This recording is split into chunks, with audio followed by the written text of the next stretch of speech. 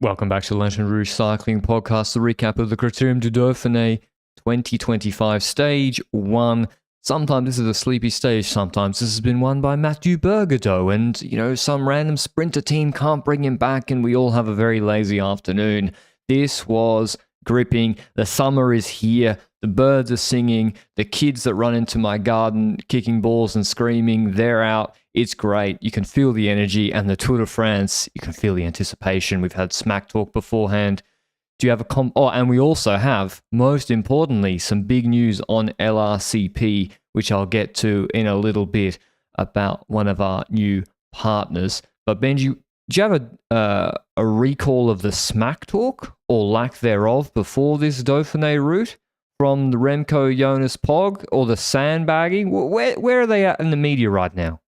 Well, where did it start? Because I feel like the sandbagging, did it start before or after that Tour de France Unchained trailer was released?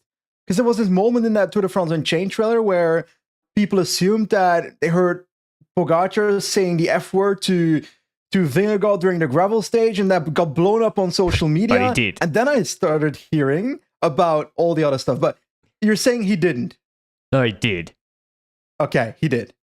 Yeah, but it's good. That's good stuff. That's what we've been crying out for in the Netflix series. And to be honest, I like a bit of that inside. You know how boring it would be if everyone was nice to each other and actually liked each other. I don't want to be like old, like ex-60-year-old NBA player who's different back in my day. I like the fact that not all these riders like each other. And like, it's not that they hate each other completely. It's like, they still respect each other as an athlete, but during the rivalry, it is logical that they have some kind of animosity to each other while they're trying to prep themselves in the mindset of, okay, I need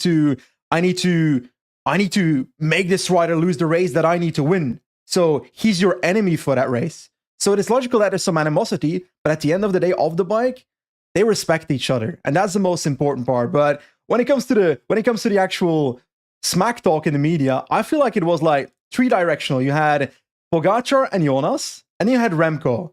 And Remco was like the one that was like talking about himself, while the other two were like, okay, the exact words I don't actually remember.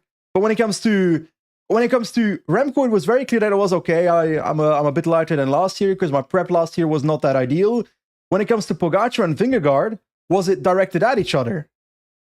Vingegaard said, "I'm a completely different person." So I was like, so who are you then? But yeah, he says he's way different to this time last year. So that was like a very positive statement. Then I think Richard Plugger said Vingegaard's co-favorite with Pogačar, or maybe even better across 3 weeks. And then I think Baldato or Hauptmann then came out, the DS in the car for Poggy, and he said, we're not scared of anybody, not Vingegaard, nobody. Which is like, okay, yeah, it's kind of true. I mean, you shouldn't be. Reality is also, what are these teams supposed to say? Like, is Vingegaard supposed to come out and say, yeah, I've got a very little chance of winning this Tour de France? No. He should be confident. He should try to be confident, and he should publicly try and be confident as well. Because otherwise, it comes over rather silly, in my opinion. Then when it comes to Pogačar, he can't come out and say, oh, Vingegaard is the favorite. That's Alaphilippe's business. That's what Alaphilippe did back in the day. Well, yeah, Pogačar, I mean, because it's also just disingenuous. You can't ignore it. Like, Pogačar is literally the favorite. Like, yes. Betting markets exist. Expectations exist. He's literally the favorite. But yeah, and then Pogačar was saying for the Dauphiné that he would have liked a little bit more time to prepare for like Grand Tours. The time from Liège went fast, but otherwise he's in good shape. The time went well, no setbacks, and he's looking forward to getting back to racing. If he doesn't win, it's not the end of the world, but so he was just kind of down the line, I would say.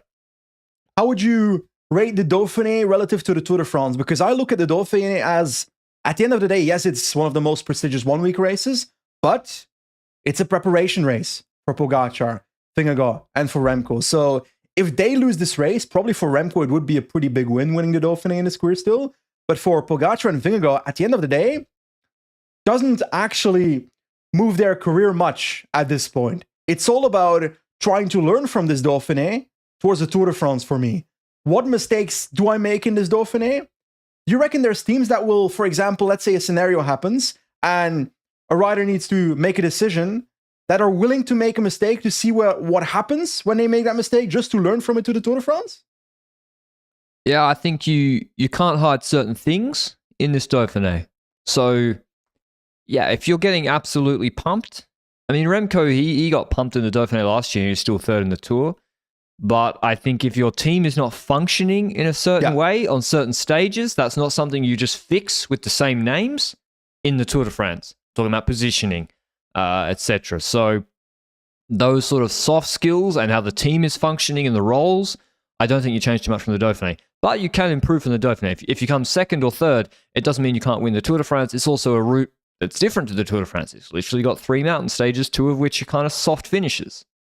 But hyper-focusing on what Remco said, where I think he specifically said that he is 1.5 kilos lighter than he was at this point last year going into the Dauphiné. Yeah. That was because his prep last year was not ideal at all. This year he focused heavily on just the Tour de France after his door injury problem in the offseason. Is that my assumption as someone that's not into rider physiology and so forth? Does that make it easier for him to...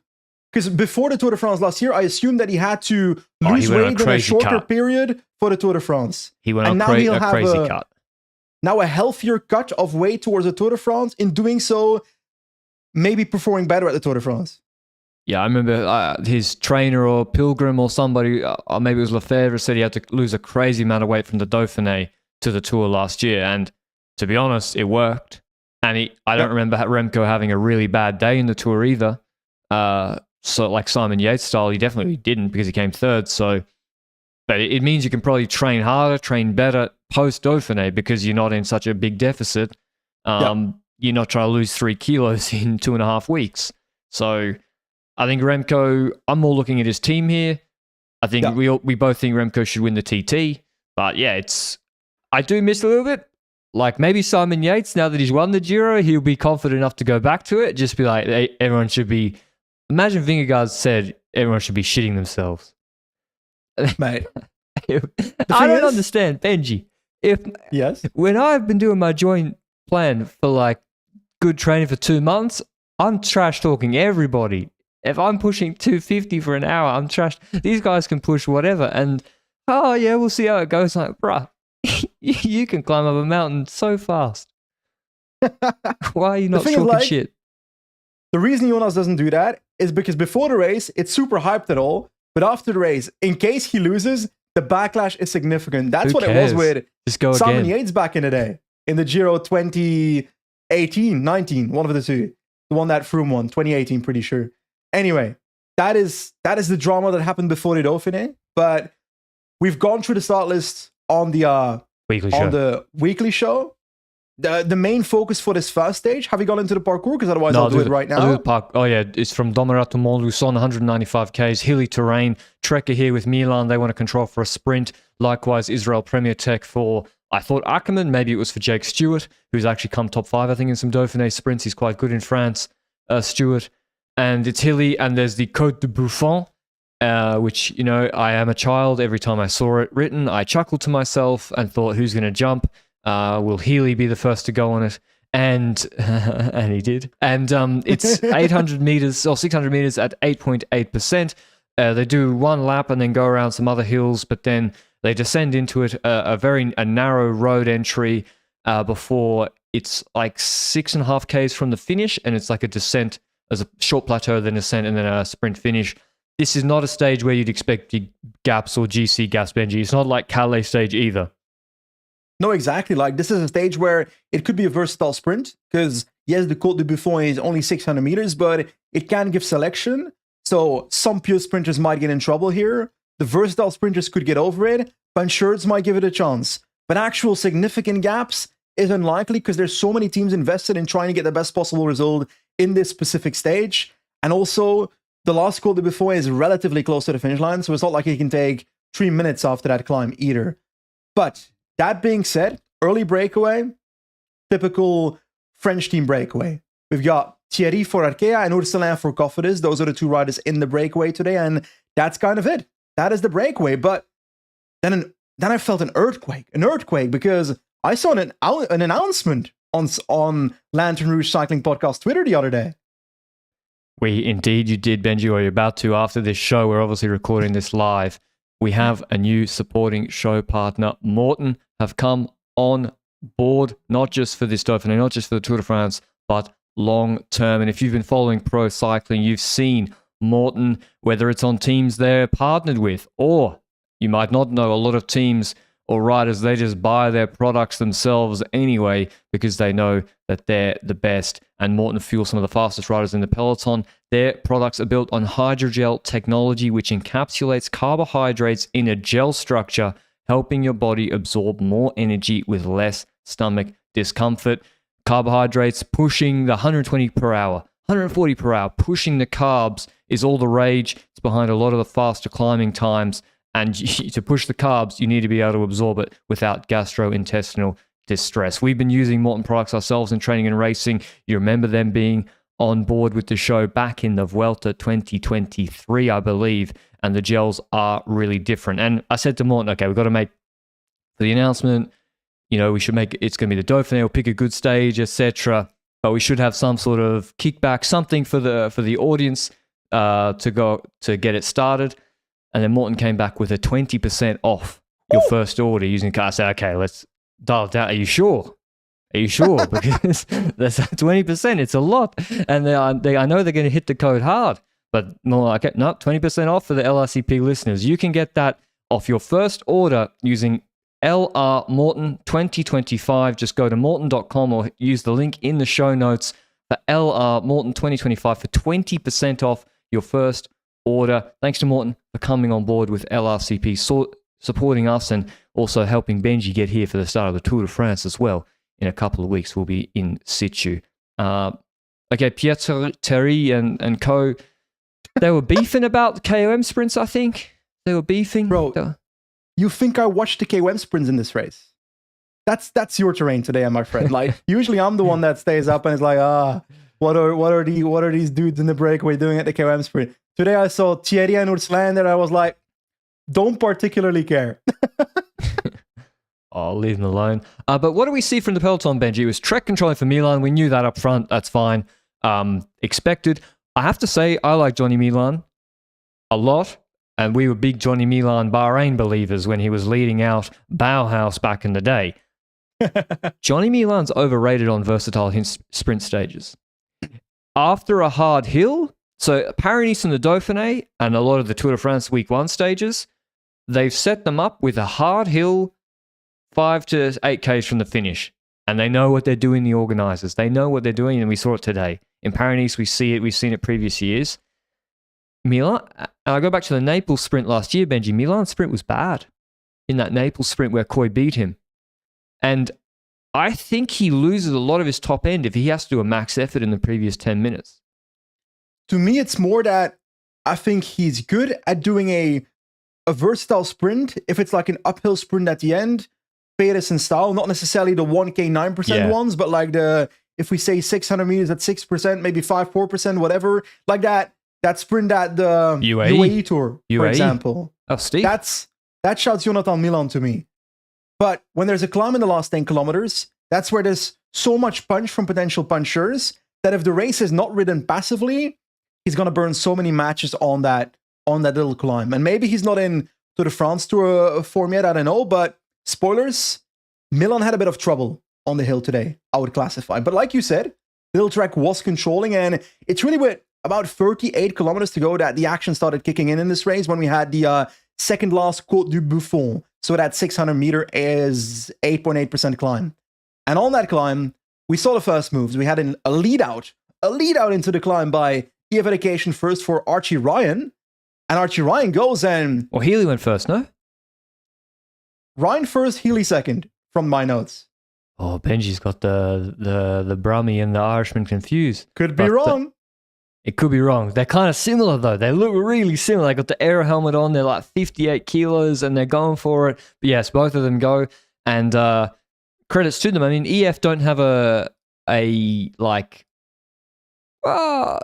don't have Marijn van den Berg here, for example, which probably he should be here. They got Naruka, who's not had the best season so far, but they want to punch away. They got two good punchers in Ryan and Healy. They want to make something happen, but it doesn't happen. What we saw, Sivakov in good position, Wellens in good position in front of Pogačar. The problem is those two they explode. First, Côte de Buffon, Sivakov and Wellens slide through, And Poggy goes to close himself, and who's on his wheel? Same old. Jonas Vingegaard is locked in. Remco Evenepoel, I didn't see anywhere in the top 10, 15 positions. It was Valentin Parry-Panscher, the first quick-step rider. Jorgensen was about 5th, 6th wheel. Tullet, 10th wheel. Van der Poel in very good position. He was looking alive to it. Trek, I didn't see Milan at all. And already I thought the way this is so active from EF and Pogačar, I don't see it for Milan today.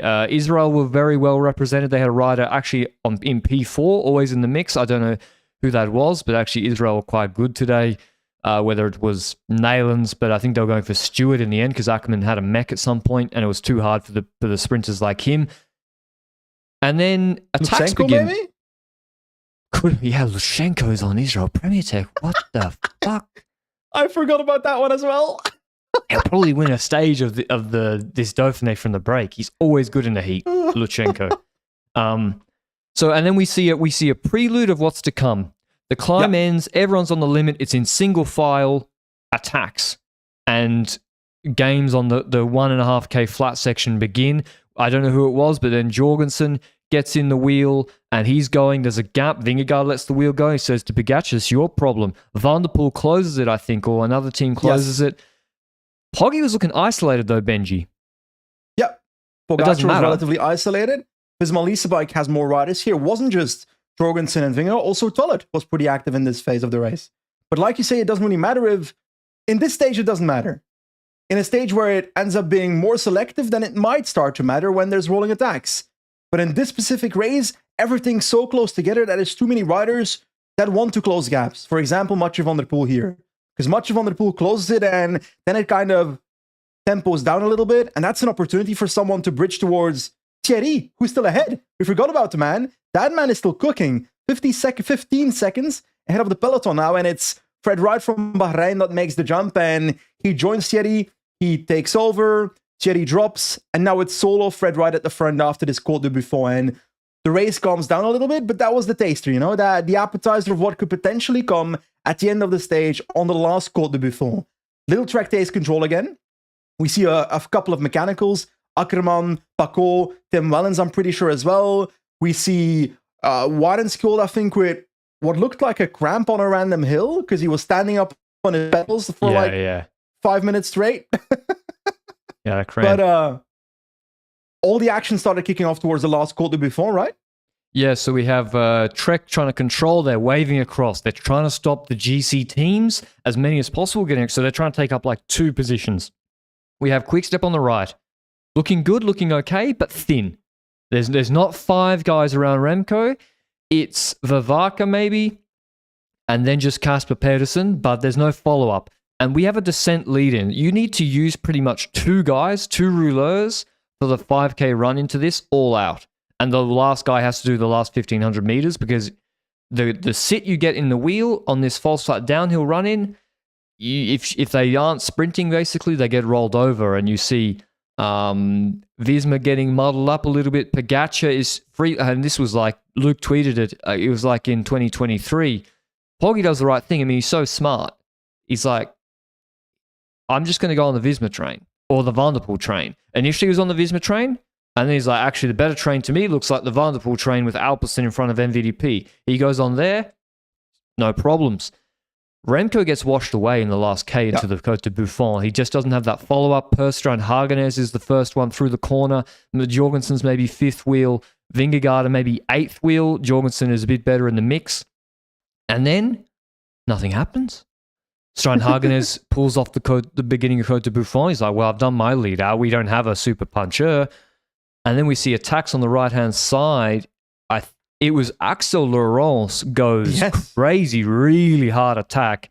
He has Naruka. He has an EF in the wheel. Tullet tries to close the gap, but he cracks himself. He can't get across. And Pogačar reacts on Tullet. Jorgensen is in Pogačar's wheel. Van der Poel's in that wheel. Remco I can't see. Vingegaard's not there, but then he's coming back up from maybe 8th position. And we know did Pogačar go? Well, not at this point yet, because Naruka gets a gap. Naruka gets a proper gap for a little bit, and it's Jorgensen that goes over the top and tries to get towards the Rutgaard to maybe have a duo attack like that, but it's Van der Poel that once again closes it. Van der Poel closes it, and it comes back together. That's when a new attack forms, and this is over the top of the climb, by the way. This is not on the climb anymore. Maxim van Gils goes for Red Bull Bora Hansgrohe. 0 Walter wins. He wants to take his first one. He goes. Bentolet follows again. And then we see silence again when those riders get caught. And that's when the snap comes. The attack that I think even Pogačar was not expecting based on his response. Well, first there was Jorgensen, and we already saw Pogačar's getting worked a bit. Jorgensen went really hard left. Yeah. Pogačar wasn't going to respond. He was like, I'm not getting worked here. Van der Poel goes to shut it. Pogačar in the wheel. And then we're on the plateau. We're through a roundabout. As Benji said, all right, let's let the sprinters come back. Let the sprinters sprint like we've seen in Paris Stage 1, like in many years. Vingegaard, maybe he saw the Netflix trailer on earlier this week, and he getting accused of sitting on too much, hits Pogačar from behind and attacks, and everyone's like, what the hell? Where's this come from on the sprint stage? And he attacks. Pogačar doesn't respond straight to the wheel. He sits down for a moment. He comes across progressively. Van der Poel's in the wheel, and this snaps the elastic. And it's Van der Poel, Pogačar, Vingegaard, race organizer's dream. Santiago Buitrago. Also, I've seen some people on Twitter saying, what's Santi doing there? Respect Santi Buitrago, actually. Santi he has always been so good on these stages. He's the one attacking on these sort of stages in Andalusia and Paris all the time. You're saying he's not the Michael Gogol of the situation? No, Santi is really good at this sort of stage. I believe but you. Remco's not there. So Vingegaard, what's he got to lose? Well, bonus seconds? Yeah, but you can take time on Remco, and it's safer than being in a sprint in the peloton. Yeah, but if you're Jonas, I don't think you should care about Remco as much as you should care about Pogačar right now. That is my personal opinion. In this parkour with the TT? Yes. In the Tour de France, I'd agree with you, but Pogačar should be able to drop Remco by enough on paper to replenish the gap that he loses in the TT, in my opinion. True, it does have a steep hill in it. But anyway... It was Ciclismo. Yeah, of course it was Ciclismo. And I'll get to what I think about tactics and mistakes in the stage afterwards, but like you say, Remco Evenepoel is not there, and we do see first the Buitrago bridge happen, like you say. Remco was the one that bridged afterwards, that makes the final bridge towards that group, and then we have that breakaway. We have Jonas Vingegaard, Tadej Pogačar, Mathieu van der Poel, Remco Evenepoel, and Santi Buitrago. I'm sorry, but that is an epic 5-man group to have up the road, and behind, there's one little Trek rider trying to control stuff, but that ain't working very much. There's no little Trek rider near him in the first 30 riders of the peloton, so they had no control. There were some attacks in that second group, but it didn't look like the cooperation was there either, so it was a group up front where there was some cooperation, because Pogačar was riding, Van der Poel was riding, Vingegaard, the first turn was a little bit hesitant, because Pogačar had to get him to the front, but Vingegaard did ride, and then Remco Evenepoel definitely was riding as well. Remco did have to push Buitrago forward for a second because Buitrago was trying to sit on for a few turns in this moment, but this 5-man group was looking good, but did they have a chance of making it to the line? It was going to be a close run thing. Yeah, we saw one EF rider on the front, and no one was relaying with him. I thought they're going to make it. MVDP didn't gamble at all. MVDP's pulling all out. He's trying to, and I understand it, because I think in the end MVDP fucks himself here. And he's not to know. He thinks Johnny Milan's behind him and coming in that peloton. He doesn't know it's Vive la France, 6 French sort of puncher sprinters, Paul Penouet and Bastien Tranchant. Emmanuel Janier. Exactly. He doesn't know that. He thinks Johnny Milan's there. And so he's pulling all out. Vingegaard starts to skip a bit. He misses one, he takes a short one. He misses one, he takes a very short one. Santi's also not pulling all out. Remco's trucking. Remco's pulling really, really hard. When Van der Poel got a gap because he was just pulling, and actually that's where Van der Poel's mistake was, he needed to attack them. Because I'm not sure Pogačar or Vingegaard want to close Van der Poel with a proper gap with the other in their wheel. I'm not sure they want to do that. Whereas Van der Poel was like pulling really hard, but then Remco closed it with Remco, then Poggi, and then Jonas. I thought they were going to get caught. Van der Poel gets put in a difficult spot by the GC guys because they're like, your stage to win. We got to focus on each other in this sprint. And he leads it out. Remco. Respect Santi Buitrago. You just said it. He came to the front first before Van der Poel. Yeah, which was shocking to me because he was the one sitting on the most, and then he does the pre-lead out before Van der Poel. That was a bit of a surprise to me, but you're right. After Buitrago, it was Van der Poel, and it was early. It was earlier than you would want to open up your sprint, but you got to keep the context in mind. The peloton was actually coming. They were just behind. And yes, it's French teams riding for their French sprinters, but it's still competition that is getting closer. It's like, my dad always describes it as the mouth of a lion coming over you when you're in the breakaway. And I don't know where that comes from, but Patrick is now looking for a lion. Nonetheless, that group was coming closer. So someone had to do something for this group to survive. And Van der Poel is the one that gets from the wheel of Buitrago and actually tries to start a sprint, like slowly grinding it forward and hoping that his sprint is enough to keep it going. But in his wheel, Remco Evenepoel, Tadej Pogačar, Jonas Vingegaard, Buitrago tries to hold on as well to see what he can do in the sprint, but who was the strongest in the end? It was like the Liège-Bastogne-Liège sprint. Pogačar's in P4, and it's overlapping, and Van der Poel looked like he's going to win. Pogačar comes out of the draft, Vingegaard in his wheel, and Pogačar comes over the top of Van der Poel, wins the stage. Vingegaard was actually closing with decent speed, but Pogačar still wins pretty comfortably, I would say.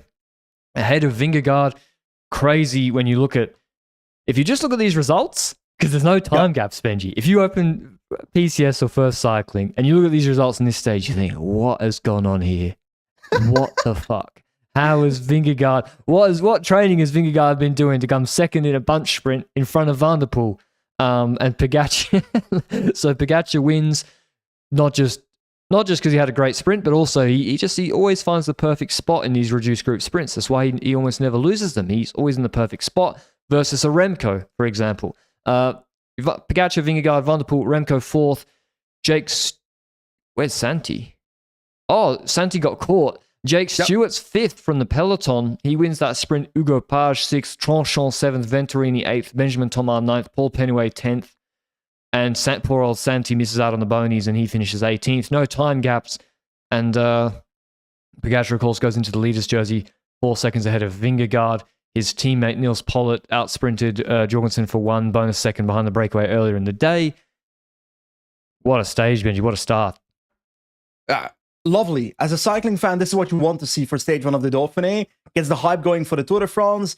Seeing all the big guns fighting each other on stage 1 on what is supposed to be a versatile sprint stage, seeing them make it to the line, sprinting against each other. Tadej Pogačar wins here, but Jonas Vingegaard looked sharp today, kind of in the same way where on this, was it the San Luca climb or something at the start of the Tour de France, where we're like, okay, Vingegaard looks good right now. That kind of vibe I had with Vingegaard today, because that attack actually looked brutal that he was pulling on the flat. Pogačar didn't snap close it easily, because at the end of the day, it's an effort that Pogačar also has to make. And from that forward, Remco Evenepoel being a part of that group, also delivering a relatively solid sprint, knowing that he would have to bridge late, that he put quite a bit of pulls in that group as well. But at the end of the day, Ciclismo's great. Did any riders in this group make a mistake by maybe riding while they shouldn't have? You could argue that Vingegaard riding here gives Pogačar bonus seconds, which he might not get from the group behind. But in my opinion, the Dauphiné is where you learn.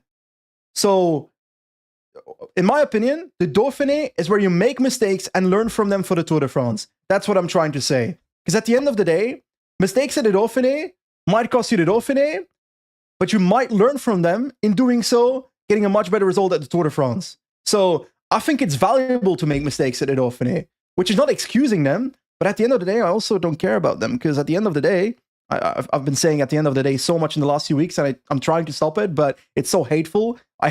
Because I'm not a native English speaker, I have these words that always come back, and it's so annoying for me, and I can imagine it's also annoying for people listening. Nonetheless, going into my final words, Ciclismo I want to see in the was comments, here today. what's your favorite Benji catchphrases, and then the ones with the most upvoted, he will say 25 times. Okay, my favorite one's just on paper. I just love the on paper one. Sometimes it doesn't even make sense. That's the worst part. Yeah. on paper, Pogačar was first today. That is actually true. But Jonas Vingegaard will be wearing the green jersey tomorrow. Going in the footsteps of Primoz Roglic, the sprinter. I remember Vuelta Roglic, one of my favorite riders ever, when he had the abomination of like yellow arm warmers and everything. You're right, Benji. Okay, there's a few. So Vingegaard pulling means Pogačar takes 10 seconds on Jorgensen. So, like you said, that's not ideal. But Vingegaard takes 6 seconds on Remco and the other GC guys. Yes. And it's the Dauphiné, and it's kind of like, who cares? The last part I agree with. The first part I agree with. The second part I don't care about. If you're Vingegaard, you care about Pogačar. The rest doesn't matter right now. What I think changes, I think this is really a pre-run of a lot of these stages in the first week of the Tour de France, and there's a few things that stand out to me. Yeah. Van der Poel got rolled. He got rolled because I don't think, if you want to go back to the tape, I'll go look at it. The Jorgensen attack, I don't think he'll close that next time. But also, I think this is one of those races where Mathieu van der Poel has races where he's 100% on and cold-blooded, and other races where he doesn't care as much. Yeah, he's like, this smash. is one of those races where, to me, he doesn't care as much. Yeah. In the Tour de France, even if it was the first time, he would not be closing half of those attacks. Yeah, exactly. Like he was closing sort of GC contender puncher attacks. Also in the Tour de France, you're going to have higher quality punchers there. You're going to have Bini. You're going to have... Who else? Come on. You got to think of at least a second puncher. Come on. Van Aert. He's all right in his sort of stage. But yeah, but he might take close chances away for Jonas Vingegaard. Dude, Van Aert should lead out Vingegaard on the first stage. So that was something. I would also say Narvaez. They might take him out of the Tour team, Benji.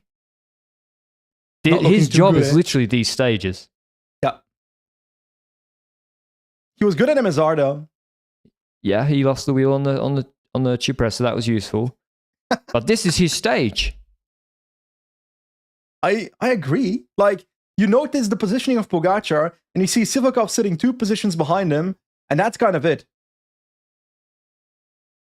While the other teams, because Malisa Bike has an entire train trying to keep Vingegaard in position, and on the other side you've got even Volendam de Pancho being there for Remco Evenepoel before the last Côte de Buffon. So a completely different approach to positioning, but I also don't think that's just UAE as a team. I think that's Pogačar. I think Pogačar prefers doing it alone and thinks he's better at it alone than he is with a team. Oh, he is.